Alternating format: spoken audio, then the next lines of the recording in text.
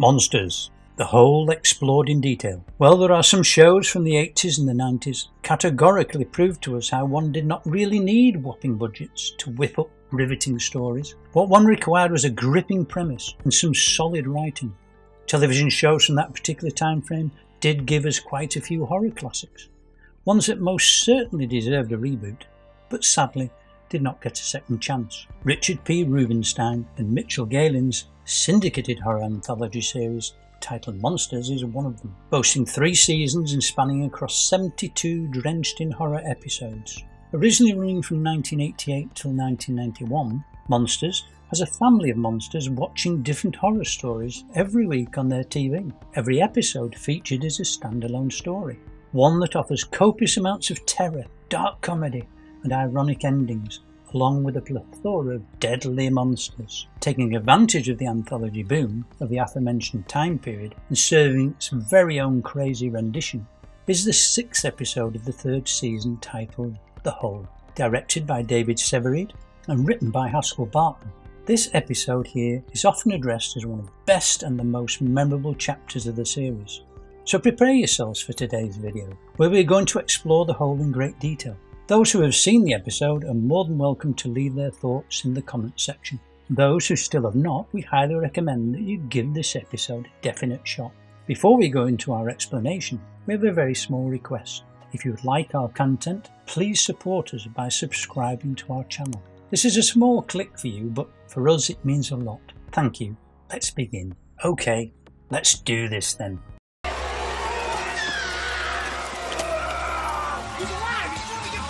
The Hole, Terrors from Beyond the Grave. Boasting a current IMDb rating of 7.1 and based on a story by Jerry Conway and Wayne Berwick, the episode begins with a trio of soldiers, Sergeant Kenner, Corporal Torres and a South Vietnamese lieutenant, blowing up what looks like a hole and exploring deeper underneath the base. Torres clearly isn't in the mood. He's not looking for any trouble. All he wants is an in and out, and he states it to the sergeant, who in turn tells him not to worry and that he will take care of them. An unconvinced Torres starts leaving behind shotgun shells on the cave walls with the sole purpose of not getting lost. With the trio venturing deeper into what looks like a maze of tunnels, they come across a Viet Cong base. Both the lieutenant and the sergeant are kind of surprised to find hordes of weapons, ammunition and important documents left unattended. As for Torres, he disregards their concerns and suggests the sergeant call it a day, to which the latter reminds him that their mission is not only to recover the documents, but also to interrogate the survivors. The conversation suddenly gets interrupted by the groaning noise of a horribly injured Viet Cong soldier. The trio are appalled to see this terrible condition, and Torres is almost about to shoot him dead, when the lieutenant tells him not to and tries speaking to the dying soldier in the hopes of extracting out information from him. After the soldier dies, both Torres and the sergeant ask the lieutenant regarding his conversation with the Viet Cong soldier. Lieutenant calls the deceased delirious and tells him about his brief chat with the VC soldier. While the initial plan of the Viet Cong soldiers was to dig out a fortress with a solitary goal of trapping and puzzling the enemy, but it so happened that they dug their tunnels a little too deep and ending up awakening something evil underneath, especially one that became angry at being disturbed from its grave. The lieutenant further tells Torres and the sergeant about the Viet Cong burying their dead inside the walls of the tunnels, and the duo eventually realises that this while they have been crawling through a cemetery. The whole affair of evil coming out of the ground seemed as if the earth might be avenging all the blood spilled on it. The trio decides to leave at once, but only for Torres,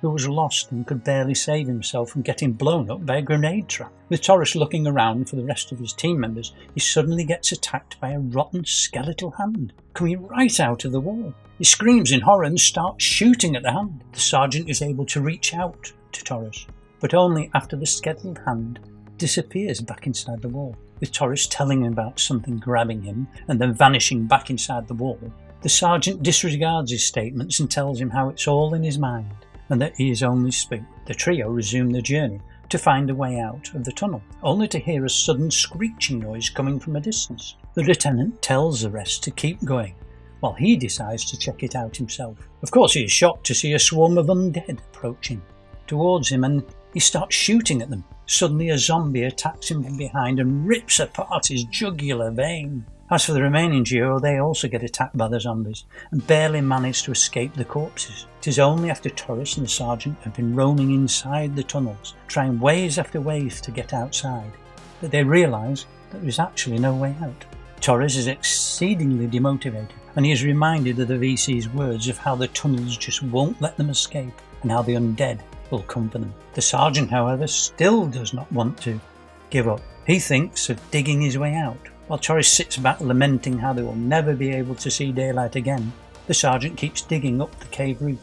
And finally it appears like he has managed to dig his way up to the outside world. Torres is overjoyed to see a light coming through from above, but unfortunately he gets ambushed and dragged inside the walls by a zombie. As for the sergeant, he is almost successful in lifting himself up through the hole, but to his horror he finds himself back at the Viet Cong base, where he gets attacked by the rest of the zombies, who pull him back into the hole underneath.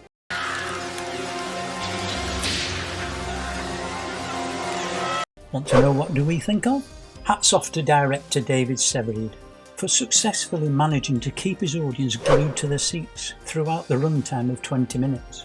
You know, it's not an easy task to churn out something this thrilling, especially when the time frame is limited, but starting from making the narrative move at a brisk pace to not even for once breaking the flow of the dark, serious tone, and of course the claustrophobic setting throughout. Walter Rame's background score really does the trick. The whole also has a solid cast performance by Ahmed Rashad, Antoine Pagan and Glenn Kubota. But there are no second thoughts about the zombies being the high point of this episode. You know they are the real deal. Also watch out for the final scene, because in your heart you know it that you were rooting for Sergeant Kenner. Conclusively one of the most terrifying episodes of the horror anthology series. The whole is precisely what nightmares are made of. Don't miss it, and if you liked our content, don't forget to leave a like and subscribe to us if you haven't already. Have a good one and be safe. Thanks everyone.